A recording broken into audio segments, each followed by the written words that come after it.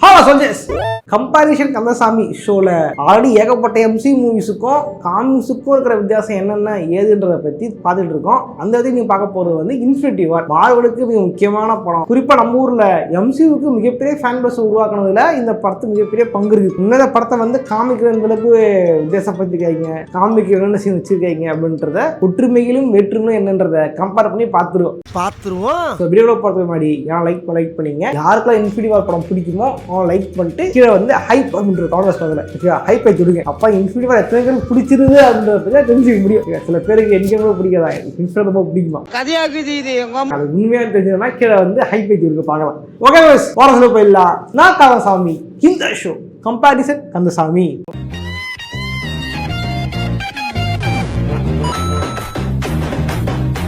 நோலா பார்க்க போகிறது டைட்டில். இந்த படத்தில் டைட்டில்லே வந்து ஏகப்பட்ட வித்தியாசம் இருக்குது. குறிப்பாக சொல்லணும்னா பொதுவாக மார்வலில் வந்து ஒரு படம் எழுதுறாங்கன்னா அந்த படம் எந்த காமியை பேஸ் பண்ணியிருக்கோ அதை எடுத்து வைப்பாங்க. சேர் சொல்லலாம், ஆல்ட்ரான் கதையை சொல்லலாம்.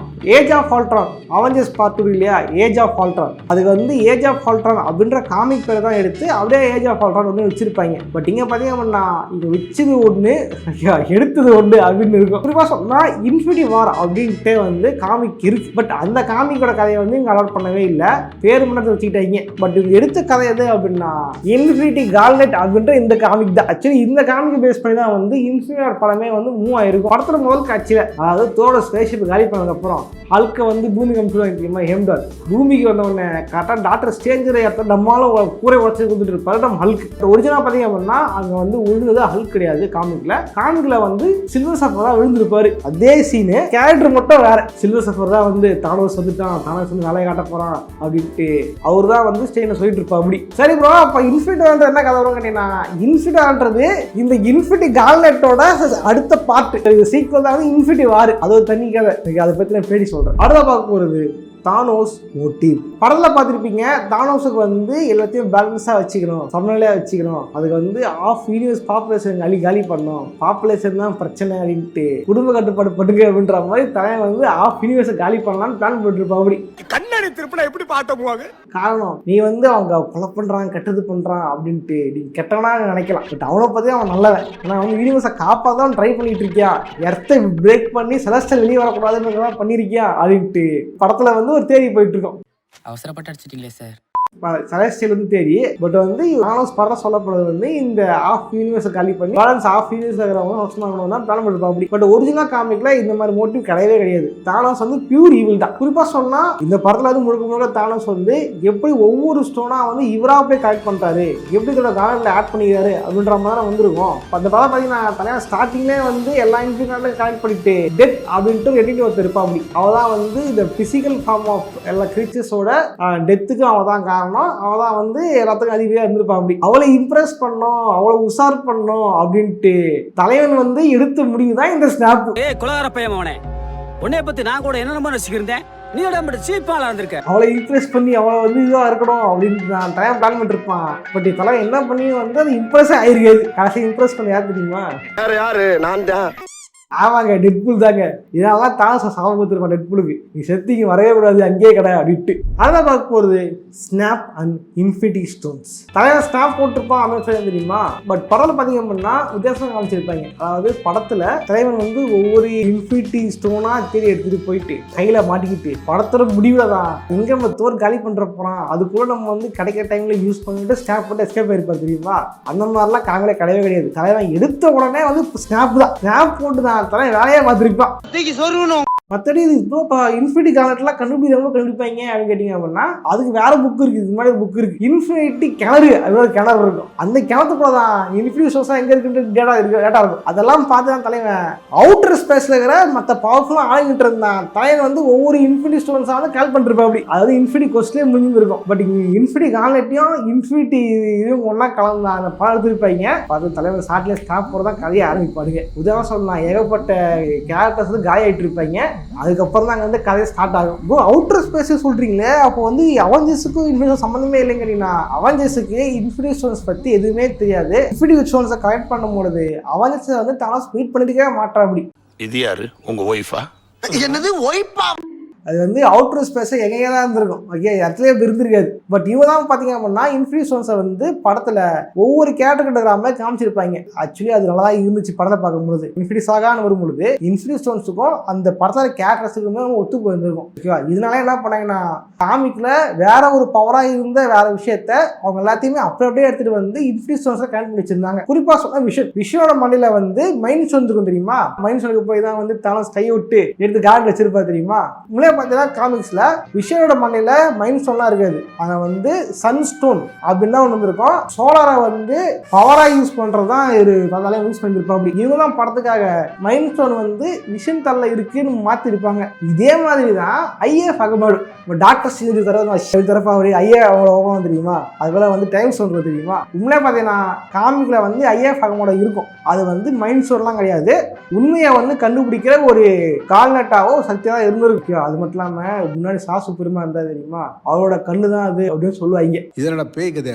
ஒரு விஷயத்துல இருக்கிற உண்மைத்தன்மை கண்டுபிடிக்கிறது தான் இந்த ஐஏஎஃப் அகமோட யூஸ் பண்ணிருப்பா அப்படி நம்ம ஸ்ட்ரேஞ்ச். அதை வந்து டைம் ஸ்டோன் மாத்திட்டாங்க. இதே டெசர்ட் பார்த்தீங்க அப்படின்னா காமிக்ஸ் இருந்திருக்கும். ஆனா அது வந்து ரியாலிட்டியை மேனிபுலேட் பண்ற ஒரு பவர் கொண்ட ஒரு பொருளாக இருந்திருக்குமே தவிர அது ஸ்பேஸ் ஸ்டோனாவே இருந்திருக்காது. பட் இவங்க தான் படம் ஸ்பேஸ் ஸ்டோனா மாத்திருப்பாங்க. அதே மாதிரி பார்த்தீங்கன்னா சோல் ஸ்டோன் பார்த்தீங்க அப்படின்னா ஆடம் நார்லா கூட நெட்ல இருந்திருக்கும். இன்ஃபினிட்டி கார்டு முடிஞ்சதுக்கு அப்புறம் தான் தலையை வந்து நெட்ல வச்சுப்பா அப்படி. அதுக்கப்புறம் இன்ஃபினிட்டி ஓப்பன் ஆகிற மாதிரி காமிச்சிருப்பாங்க. இது மட்டும் இல்லாமல் இந்த ஆடம் நார்லாக வந்து இந்த அவஜர்ஸ் நம்ம பார்த்துருக்கீங்களா? அதுல காட்டும் போதும் சோல் ஸ்டோன் காமிச்சிருப்பாங்க நெட்ல இருக்கிற மாதிரி. ஸோ வந்து இந்த மாதிரி எர்த்துறதுனால தான் தானோஸ் வந்து எர்த்துக்கு வந்து சண்டை போட்டு அவஜர்ஸ் கான்ஃபிளிக்ட் ஆகி இது மாதிரி தானோஸ் மட்டும் இருக்கா இன்ஃபினிட்டி சொல்லிக்க வரான் அப்படின்னு தெரியாது சண்டை போட்டுருப்பாங்க படத்தில். பட் காமிக்ஸ் இந்த விஷயம் நடக்காதனால எல்லாம் காணாம போனதுக்கு அப்புறம் தான் ஐயோ எல்லாம் காலி ஆயிட்டாங்க, பாதி பேர் காணாம போயிட்டாங்க, என்னன்னு தெரியலையே அப்படின்னு அப்புறம் தான் இது பெரிய பிரச்சனை தெரிஞ்சு அவன் சண்டைக்கே வந்திருப்பாங்க. கமோரா கேரக்டர் தெரியுமா? அது எவ்வளோ சாக்ரிஃபைஸ் பண்ணி அது எவ்வளோ முக்கியமான கேரக்டர் காமிச்சிருப்பாங்க. ஆனால் கமோரா பார்த்தீங்கன்னா ஸ்டார்டிங்லேயே வந்து பெஸ்ட்டாக மறைஞ்சு வரும். நெபுலா பார்த்தீங்க அப்படின்னா தானோஸோட பொண்ணை தான் காமிச்சிருப்பாங்க. பட் காமிக்ஸ் வந்து தானோஸோட பேத்தி, அது கிராண்ட் டாக்டர் தான். அது அதை என்ன பண்ணுவா அப்படி இந்த டெத்தை இம்ப்ரெஸ் பண்ற பேர்ல அது ரொம்ப இன்ஃபினிட்டி ஸ்டோன்ஸ் வச்சு ரொம்ப கொடுமைப்படுத்திட்டு இருப்பான். கொடுமைப்படுத்தி காட்டிட்டு இருப்பான். பத்தியத்துல குடும்பக்காரன் பத்தியா ஏத்துக்கு அப்படின்ட்டு நெபுலாவை போட்டு டார்ச்சர் பண்ணிட்டு இருப்பான். அப்படியேப்பட்ட தானோஸுக்கும் ஒரு காதல் இருந்தது. காதலா அது கருமிச்ச மிஸ்ஸிங் கேரக்டர்ஸ். பொதுவாக உங்களுக்கு தெரிஞ்சிருக்கும் எம்சியுக்கும் மார்வல் காமிக்ஸுக்கும் வந்து ஏகப்பட்ட வித்தியாசம் இருக்கும். குறிப்பாக இந்த கேரக்டர்ஸில் ஒரு ஈவெண்ட் நடக்குது அப்படின்னா அதில் கலந்துக்கிற கேரக்டர்ஸோட எண்ணிக்கை வந்து ரொம்ப கம்மியாக தான் இருந்திருக்கும் காமிக்ஸ் கம்பேர் பண்ணும்போது மூவிஸில். இதுதான் சிவில் வாரில் வந்து ஒரு டீமுக்கு 6 பேர் பிரித்து விட்டுருப்பாங்க. பட் காமிக்கில் பார்த்தா ஏகப்பட்ட பேர் இருந்திருக்காங்க. என்ன ஹல்கு தோரத்தை வந்து பல பேர் இருந்திருப்பாங்க.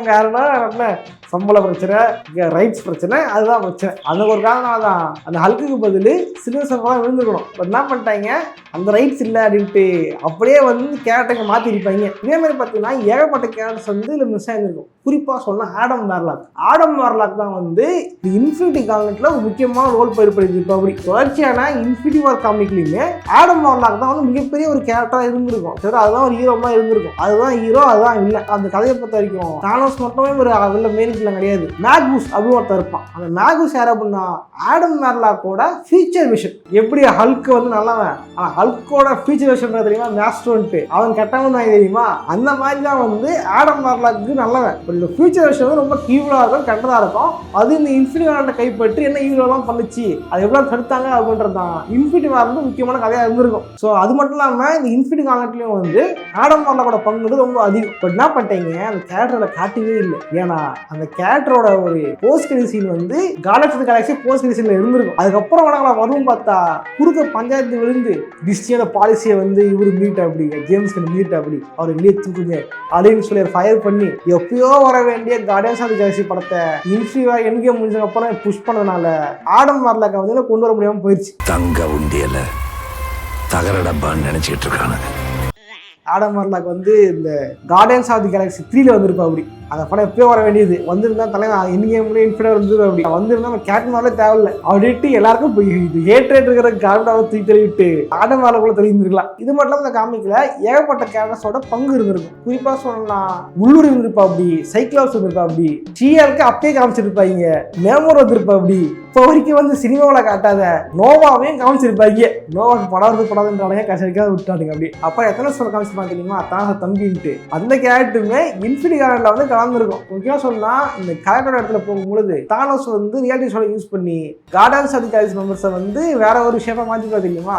அதை முக்கியமாக மாத்துறது யாரை பண்ணா தானோஸோட தம்பியை தான். என்ன பண்றது, கூட்டு வரல, அவன் என்ன பண்றது தெரியல. இன்ஃபினிட்டி எடுத்து நெபுலா யூஸ் பண்ற மாதிரிலாம் காமிச்சிருப்பாங்க காமிக்ஸ்ல. இதே மாதிரி ஸ்டாம் பிரேக்கர் பார்த்தீங்கன்னா இன்ஃபினிட்டி வார்ல தான் வந்து நம்ம தோர் கிடைச்சிருக்கோம் இல்லையா? ஒரு காமிக்ஸ்ல ஸ்டாம் பிரேக்கர் தோர் யூஸ் பண்ற ஆயுதமே கிடையாது. பீட்டா ரே பில் அப்படின்ற கேரக்டர் தான் இந்த ஸ்டாம் பிரேக்கர் யூஸ் பண்ற மாதிரி காமிச்சிருப்பாங்க. பட் பீட்டா ரே பில் அப்படின்ற கேரக்டரை இது வரைக்கும் எம்சியூல யூஸ் பண்ணவே இல்லை. மேபி தோர் அடுத்த பாட்டை தான் காட்டுவாங்களா தெரியல. பட் இதுக்கான இந்த கேரக்டருக்கான ஹிண்ட் இருந்திருக்கும். சக்கர்ல பாத்தீங்க அப்படின்னா அந்த வீரர்களோட ஸ்டாச்சுலாம் வச்சிருப்பாங்க தெரியுமா? ஒருத்தர் ஹெட் இருக்கும் தெரியுமா? அந்த ஹெட்ல பீட்டா ரே பில்லோட ஹெட்டும் அங்க இருந்திருக்கும். மேபி அவர் வந்து இருக்காரு, சக்காருக்கு வந்து சண்டை போட்டிருக்காரு, அப்புறம் என்ன ஆனாலும் தெரியல அப்படின்னு முடிச்சிட்டு இருப்பாங்கன்னு நினைக்கிறேன். அவருக்கு தான் ஸ்டாம் பிரேக்கர் மாதிரி காமிச்சிருப்பாங்க காமிக்ஸ்ல. பட் தோருக்கு ஒரு மிகப்பெரிய பவர் தரணும்ட்டு இது வந்து படத்துல வந்து தோருக்கு கொடுத்துட்டாங்க. ஓகே, இதை லைக் பண்ணுங்க, ஃபர்ஸ்ட் ஷேர் பண்ணுங்க. இது மட்டும் ஏகப்பட்ட வித்தியாசங்கள் இருக்கு. இது பெருசா போனா போயிட்டே இருக்கும். ஓகே, அசலா இப்போதைக்கு நிறுத்திக்கலாம். உள்ள என்ன நிறைய இருக்குது. மேபி வேற வீடியோ போடும் போது எக்ஸ்ட்ரா சேர்த்து சொல்றேன். ஓகே, இல்ல இது நல்லா போச்சுன்னா பார்ட் 2 சொல்றேன். இது மட்டும் இல்லாம வேற எந்த படத்தை வந்து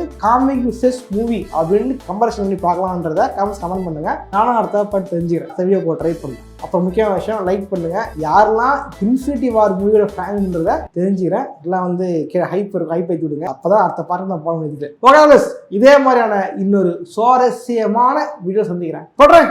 பாய்.